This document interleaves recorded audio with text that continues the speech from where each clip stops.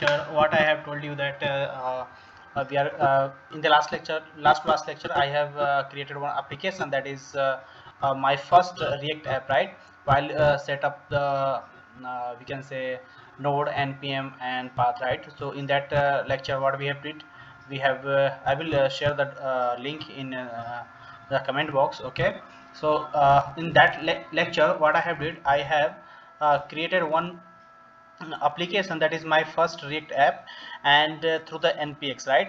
So in the npx we have written we have first installed one what we can say create React app module, and then we have created this one. Okay, so this is the project detail.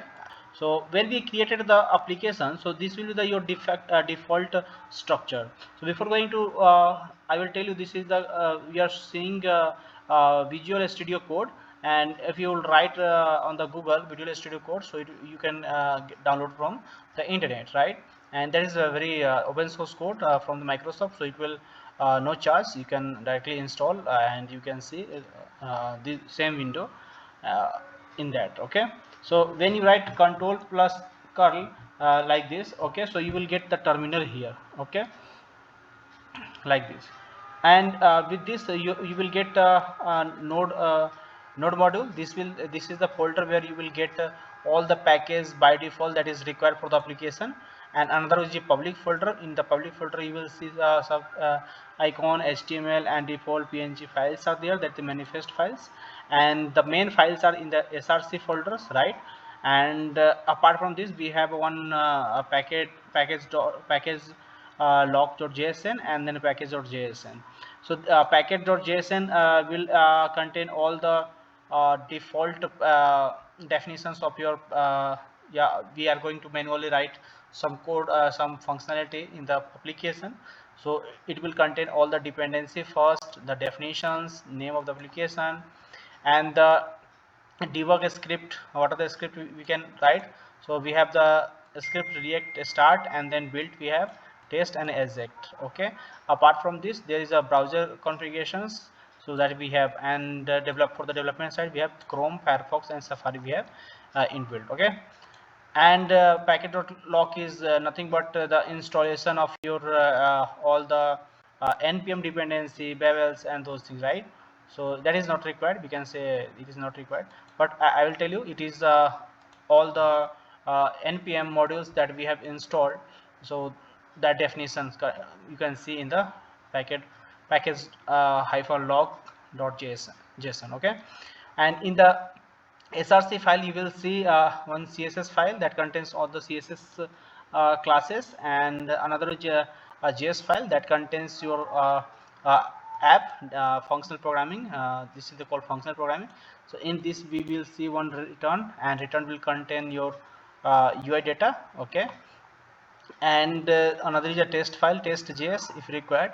So this is the test file, and another is index.css file, and another one we have index.js file. Okay, so here you will see one document.id, right? So in the last lecture I told you, by default we will see in the react dom, right, there is a one div that is called root. Okay, so by default root will display. Okay, and while rendering we are sending one strict mode, one we can say div that is called app, right? So in the strict mode we are passing app. So in the app is nothing but this app. Okay, so this data we will see there. Okay, so let me first run npm start.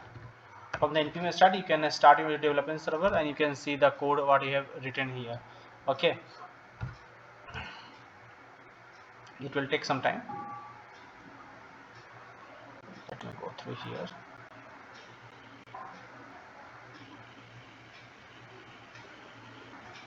Okay, so after seeing this, what you can remove the default code from here. Okay, or you can keep the all the code, and except this you can remove. Okay, and you can write one h1 tag here, and you can see the changes. Welcome to React world. Okay, index.js will display is responsible to display the content in the UI, right?